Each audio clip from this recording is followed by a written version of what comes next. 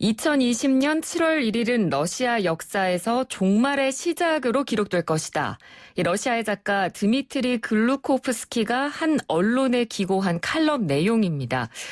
저희 방송에서도 소식을 전해드렸습니다만 7월 1일 그러니까 그제죠. 러시아에서 개헌안과 관련한 국민투표가 있었고 투표에 참여한 국민의 77.92%가 이 개헌안에 찬성을 했습니다. 그렇다면 왜 개헌안이 통과된 이 7월 1일을 러시아 역사의 종말이라고까지 표현을 했을까요? 오늘 관련 이야기 전문가와 함께 나눠보도록 하겠습니다. 국민대학교 유라시아학과 강윤희 교수 전화로 연결하겠습니다. 교수님 안녕하십니까? 예, 안녕하세요. 네. 사실 그런데 이 결과를 국민투표가 치러지기 전부터 어느 정도 예상을 했었고요. 그리고 러시아 정부에서도 국민투표를 한 이유가 무조건 통과될 거라는 확신이 있었기 때문에 진행을 한 거겠죠? 네, 맞습니다. 실제로 이번 개헌은 푸틴 대통령이 1월에 이제 국정연설에서 개헌의 필요성을 언급한 이후에 거의 일사천리로 진행이 되었고요. 네. 그래서 국민투표가 통과될 거라고 예측되는 가운데서 이제 국민투표를 진행하게 된 것입니다. 다만 이제 코로나 사태로 인해서 이제 4월에 예정됐던 투표가 지금 7월 1일로 미뤄진 거 있었지만 이번 상반기 안에 이 개헌과 관련된 모든 절차를 마무리한 것이 맞습니다. 네. 그리고 사실 이게 개헌안이 이미 승인이 났기 때문에 굳이 국민투표를 하지 않았어도 법적인 문제가 없었다면서요?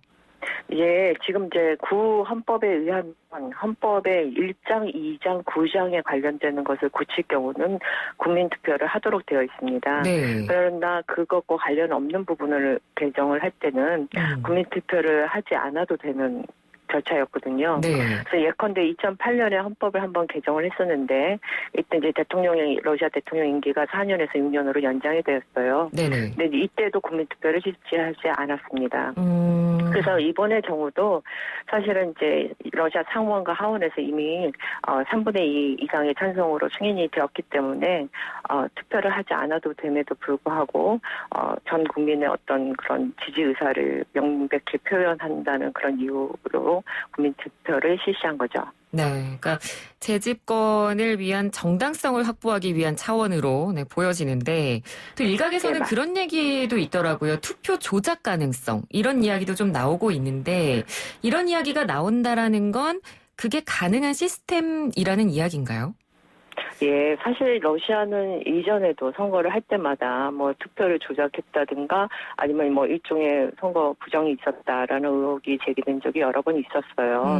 근데 이제 이번 선거에서는 특별히 그 일부 지역에서 이제 모스크바를 위시한 일부 지역에서 전자투표를 했고요. 네. 또한 그 코로나 사태 때문에 하루에 이제 있어야 될 투표를 7일에 걸쳐서 분산 투표를 했는데 그러다 보니까 이 독립적인 참관인들이 이 투표 집계나 이 투표 과정을 참관할 수 있는 그 과정이 매우 어려움이 있었고요. 네. 그런 의미에서 이제 조작이 가능하지 않나 이런 의혹이 제기된 바가 있습니다. 그러나 이제 증거는 찾기는 쉽지 않을 것으로 보여지고요. 예. 그리고 우리 입장에서 이제 중요한 것은 이게 일부 조작이 설령 있었다고 하더라도 지금 러시아에서 50% 이상의 그 찬성으로 이 개헌안이 통과하는 데는 아마 대세에는 지장이 없었을 걸로 보입니다. 네, 알겠습니다. 아무튼 새로운 개헌안이 통과가 되면서 푸틴 대통령이 결국 6년 임기의 대통령직을 앞으로 2번이나 더 할 수 있는 그런 환경이 조성이 됐는데요. 이 푸틴 대통령이 그 명분으로 이런 얘기를 했습니다. 권력기관이 일을 해야 되는데 자신의 후계자를 찾게 되면 업무하는 데 방해가 될 수 있다. 교수님께서는 이 말을 어떻게 보셨는지요? 네, 아주 흥미로운 말인데요. 이게 네. 사실 러시아의 그 정치적 특성을 아주 명료하게 보여줍니다. 이제 러시아 연방으로 독립을 한 이후에 러시아에서의 그 권력 승계가 우리가 생각하는 어떤 여러 경쟁적인 후보자들이 투표를 통해서 정권을 장악하는 이런 방식으로 치러졌다라기보다는 전임 대통령의 후임 대통령을 낙점하는 방식으로 진행되어 왔거든요. 네. 그래서 예친에서 푸틴으로 넘어갈 넘어갈 때 또 푸친에서 메드베제프로 넘어가고 다시금 푸친이 장악하는 이 모든 과정이 그렇게 진행됐습니다. 그렇기 때문에 푸친이 이제 언제가 됐든 이제 푸친이 내려오게 될 때는 자신의 후계자를 본인이 이제 낙점을 하게 되는 거죠. 네. 그런 의미에서 자신의 후계자를 이제 찾아야 되는 일종의 과정을 거쳐야 되는데 지금 당장은 그걸 할 필요가 없게 되었다. 뭐 이런 의미로 얘기할 수 있죠. 네. 이해할 수 있죠. 네. 아무튼 뭐 국제적으로도 그렇고 계속 이런 비판과 논란의 목소리가 계속 나옴에도 불구하고 그러니까 푸틴 대통령이 이렇게 개헌을 해서까지 계속해서 대통령직을 연임하려 하는 이유, 그리고 푸틴이 본인이 대통령직에서 물러났을 때 가장 걱정하는 부분, 실제 뭐라고 보세요? 예, 사실 이 질문 속에는 푸틴이 이제 대통령직에서 물러났을 경우에 과거에 이제 본인의 전횡이나 부패와 관련되는 부분이 드러나게 되고 그거에 대한 책임을 물어지게 된 것이다. 또 그것 때문에 대통령직에서 물러나는 것이 이제 뭐 두렵거나 아니면 그거를 회피하고 싶어하는 그런 마음이 있지 않을까라는 이제 그런 내용들이 담겨 있는데 이제 실제 러시아의 상황은 이렇게 진행되고 있지는 않은 것 같습니다. 아까 얘기한 대로 본인이 낙점한 이제 후계자로 이제 바뀌게 될 것인데 그게 언제가 되든 간에 그럴 경우에 이제 후계자와 모종의 어떤 정치적인 딜이 있을 것이라고 보여지고요. 그런 의미에서 이제 푸틴이 하야를 한다고 해서 뭐 푸틴식에 있었던 여러 가지 문제들에 대해서 후에 책임을 묻게 되거나 그런 일은 아마 일어나지 않을 것으로 보여요. 네. 그래서 이제 이런 부분이 우려되었다라기보다는 본인의 손에 너무나 이제 거대한 권력을 완전히 이제 장악을 하고 있는데 이걸 이제 스스로 내려놓을 이유가 별로 없고 본인이 그래서 러시아를 위해서 더 많이 통치해야 된다 아마 이렇게 생각하고 있는 것 같습니다. 네. 그리고 사실 저희 입장에서는 이런 최근의 러시아의 일련의 상황들을 보면서 굉장히 좀 의아했던 게 러시아도 사실 나름 의회가 엄연히 존재하잖아요. 그런데 개헌안이 통과되는 과정에서 과연 의회가 어떤 그런 감시와 모니터링의 역할을 제대로 했는가 그런 부분이 좀 의문스러웠거든요. 네, 감시와 모니터링이라는 표현을 쓰셔서 말씀드리면 그런 역할을 전혀 하지 못했죠. 반면에 만약에 헌법이 정한 대로 또 푸틴이 기대하거나 계획한 대로 했느냐 하라고 묻는다면 그런 의미에서는 이제 제대로 역할을 했어요. 그래서 푸틴이 개헌안을 제공했을 때 빠르게 승인해주고 심지어는 이제 푸틴의 기존의 임기를 제로화한다는 그런 것도 의회 측에서 먼저 제안을 하는 그런 형식을 취해서 푸틴이 자기 스스로 이제 제안하지 않고 이렇게 추대를 받는 것처럼 이렇게 만들어줬고요.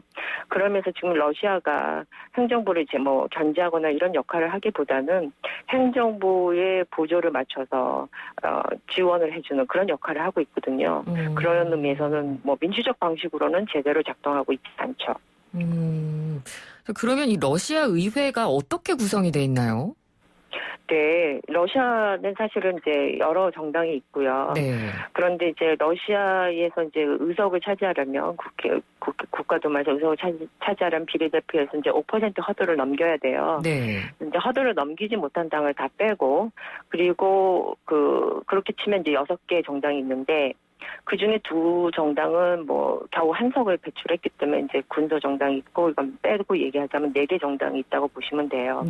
그런데 이 4개 정당 중에 통합 러시아당이라는 정당이 전체 의석수의 75%를 차지하고 있어요. 그러니까 거대한 정당이죠. 그래서 이 통합 러시아당이 사실은 의회를 좌지우지하고 있다라고 보시면 되고 그렇기 때문에 푸틴이 이제 의회의 도움과 협조를 받아서 이런 개헌을 쉽게 할 수 있는 것입니다. 그러면 이렇게 야권에 대한 국민적인 지지가 약한 이유, 그러니까 야당이 왜 이렇게 무기력한지 이 부분은 저희가 어떻게 이해를 하면 될까요? 예, 사실은 이제 1990년대는 좀 의미 있는 야당들이 있었어요. 그래서 이제 뭐 러시아 연방 공산당, 비록 공산당이지만 한때 원내 제1당을 차지한 적도 있었고 또 자유민주주의 계열의 뭐 야블로코당 이런 당에서 이제 목소리를 낸 적도 있는데 2000년대에 들어와서는 이제 특히 통합 러시아당이 만들어진 이유는 거의 야당들이 명맥을 유지하지 못하고 있습니다. 근데 그렇게 된 데는 뭐 정부의 그런 견제나 뭐 이런 것들이 정부 측의 야당에 대한 탄압이나 견제 이런 것도 작용을 했고 네. 두 번째는 뭐 푸틴의 개인적인 인기 및 뭐 이렇게 러시아 전국이 돌아가는 그런 상황 속에서 국민들이 야당을 지지하기보다는 러시아의 이제 경제 발전이나 뭐 안정을 보장해주는 푸틴에게로 더 많은 지지를 보내기 때문에 이렇게 야당이 무기력해졌다고 보여집니다. 네. 방금 교수님께서 여론에 대한 이야기를 해주셨으니까 그 부분도 좀 궁금해서 여쭤보고 싶은데 5월 초까지만 해도 사실 코로나19에 대한 대응을 이제 정부가 제대로 하지 못했다는 이유로 푸틴 대통령 지지율이 뭐 59%까지 떨어졌다 이런 보도도 나왔는데 사실 이번 개헌안 투표 과정과 결과를 보면 다시 또 러시아 국민들이 푸틴한테 힘을 실어준 거거든요. 그런데 한국의 입장에서 봤을 때는 우리나라는 장기 집권이 불가능하니까 이런 부분이 조금 이해가 안 갈 수도 있거든요. 그러니까 이런 러시아의 민심은 저희가 어떻게 이해를 해볼 수가 있을까요? 예. 그 푸틴이 계속적으로 높은 지지율을 누렸고 그러다 보니 뭐 59%까지 하락한 것이 이제 뭐 가장 많이 하락한 거로 얘기되어지잖아요. 네. 그렇게 보면 뭐 하락하는 추세였기 때문에 주목을 받은 거지 59%도 결코 그 낮은 수치가 아니잖아요. 그렇죠. 그래서 많은 사람들이 이제 푸틴을 지지해주고 있는데 이제 왜 이렇게 푸틴을 지지해주고 있느냐 뭐 이런 부분에서 보면 러시아의 뭐 역사 문화적 요인과 뭐 과거의 경험에 기초해서 볼 때 이제 그 뭐 자유민주주의 뭐 이런 가치보다는 안정이나 안보 이런 것들을 보장해주는 그런 정권을 지지하는 경향이 굉장히 강하고요. 또한 이렇게 뭐 여러 사람의 의견을 듣는 그런 민주적인 리더보다는 자신의 어떤 플랜과 비전을 가지고 국가를 끌어가는 그런 강한 리더를 선호하는 경향이 강해요. 네. 더욱이 이제 1990년대에 그 러시아의 지위가 국제적으로 굉장히 약화되었는데 이런 이제 러시아가 다시금 국제 무대에서 강대국의 지위를 회복하는 것들 뭐 이런 것들에 대해서 러시아 국민들이 굉장히 환호하고요. 다른 이런 부분들에 푸틴이 명확하게 기여하고 부합합니다. 그렇기 때문에 이제 푸틴을 지지를 하는 건데 지금 이 장기 집권과 관련한 문제는 조금 다르게 보면 이렇게 볼 수도 있어요. 네. 우리 입장에서 보면 어떤 절차를 거쳤건 간에 실제 내용은 장기 집권이기 때문에 민주주의에 위배되고 이렇게 허용돼서는 안 된다라고 생각을 그렇죠. 하지만 예. 러시아 사람들의 입장, 특히 러시아 정권의 입장에서는 어떠냐면 네. 지금 실제적으로 절체적 민주주의를 다 존중한 것처럼 되어 있어요. 왜냐하면 이 헌법 개헌을 하면서도 헌법재판소에 그 헌법안을 보내서 이것이 기존의 헌법의 그런 정신과 뭐 조항에 위배되는지 물었고 거기서 이제 위배되지 않는다는 판결을 공식적으로 받았고 네. 거기다가 이제 국민투표까지 거친 거거든요.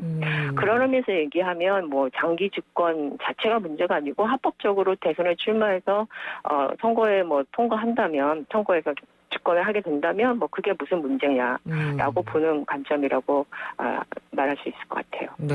그러니까 그 관점 자체가 참 우리하고는 많이 다르다라는 거를 교수님 말씀을 들어보니까 더 잘 알 수 있을 것 같은데 그러면요. 뭐 종종 반정부 시위가 러시아에서 열리기도 하잖아요. 뭐 2018년 네. 대선 때도 그런 적이 있고. 그러면 이런 시위에 참여하는 어떤 러시아 국민들은 좀 극소수라고 봐야 될까요? 아주 그 러시아 인구가 뭐 1억이 넘게 많은 걸로 비춰서 볼 때는 뭐 소수라고 할 수 있을 것 같아요. 예. 그래서 뭐 보통 이제 모스크바라든가 이런 뭐 대도시 중심으로 좀 깨어 있는 젊은 층들이라든가 뭐 이런 사람들이 주로 이제 반정부 시위를 지지해 주는데 전체적으로 보면 이들의 숫자는 적죠. 그리고 이제 또 하나의 문제는 이런 이제 시위가 일어났을 경우에 정부 측에서 뭐 할 수 있는 모든 방식으로 시위를 탄압하고 제압을 했기 때문에 이런 시위를 했음에도 불구하고 사실은 의미 있는 정치적 변화가 이루어지지 않았어요. 그래서 이 시위에 참여했었던 혹은 참여할 수도 있는 사람들이 가질 수 있는 어떤 정치적 효능감이 크게 떨어져 있는 상황이에요. 네. 그래서 이제 향후에 이제 푸틴이 장기 집권을 할 경우 시위가 일어날 수 있는데 그때 참여할 것이냐 이런 이제 설문조사를 했었거든요. 예. 최근에. 예. 근데 거기서 오직 13%만이 그런 시위가 발생하면 참여하겠다고 응답을 한 상태예요. 그러니까 그 말씀해 주신 것의 연장선상에서 또 그럼 저희가 분석을 해보자면 러시아의 그런 젊은 유권자들, 젊은 층들이 정치에 대한 무관심이나 어떤 정치에 대한 무기력, 그러니까 내가 참여해봤자 정치가 변하지 않을 것이다. 그런 생각이 굉장히 지금 팽배해 있는 상태란 이야기를 들은 적도 있거든요. 실제로 그렇습니까? 예, 거의 그렇다고 볼 수 있죠. 그래서 지금 뭐 야권은 너무나 약화되어 있고요. 그리고 야권 지도자들도 이제 정치 탄압을 너무 많이 받아서 실제로 뭐 재정적으로는 압박도 있고 뭐 신체적 구속도 있고 그래서 힘든 상황이고 그러다 보니까 정치적 유권자들도 이런 상황에서 정권을 뭐 교체한다든가 어떤 러시아 민주주의 방향으로의 큰 어떤 변화를 도모한다든가 이런 것들을 생각하고 있지 못하죠. 참 아무튼 새롭게 이렇게 개헌안이 마련됐고 푸틴의 권력은 한층 더 공고해졌는데 끝으로 그럼 외교 관계에서 좀 하나 좀 짚어보고 싶은데요. 푸틴이 이렇게 장기 집권을 이어간다는 것에 대해서 이 부분을 가장 반갑게 볼 나라 그리고 반대로 이 사태를 가장 반기지 않을 나라 어디를 생각해 볼 수 있을까요? 예, 일단 뭐 푸틴 대통령과 좋은 관계를 맺고 러시아의 뭐 지원이나 지지를 받고 있는 그런 국가들은 반기겠죠. 예컨대 뭐 이제 시리아의 아사드 정권 같은 경우는 이제 시리아 내정 과정에서 러시아의 지지나 지원이 없었더라면 사실은 임기되었을 수도 있는 그런 정권이에요. 예. 그런 의미에서 이제 이런 아사드 정권 같은 경우는 푸틴이 장기 집권하는 것이 본인들에게 매우 유리하다고 생각할 수 있을 것 같아요. 반면에 이를테면 이제 미국에서도 이제 민주당 계열은 푸틴과 매우 관계가 나쁩니다. 네. 특히 지난 선거에서 이제 힐러리 클린턴에게 불리한 그런 어떤 정보들이 내면서 미국 대선에 개입한 것이 이제 크게 미국 정치에서 문제가 되었잖아요. 네. 그래서 이제 미국과 민주당, 푸틴과 민주당의 그 관계는 매우 나쁜데 만약에 이제 향후 뭐 조 바이든 민주당 후보가 대선에서 승리를 할 경우에 이제 민주당이 미국 정치를 주도할 경우에 아마 미국과 러시아의 관계는 매우 심각하게 나빠질 수 있다고 봅니다. 네, 알겠습니다. 교수님 오늘 말씀 잘 들었습니다. 고맙습니다. 네, 감사합니다. 네, 지금까지 국민대학교 유라시아학과 강윤희 교수와 이야기 나눠봤습니다. 1부는 여기서 마치고요. 잠시 뒤 2부 이어가겠습니다.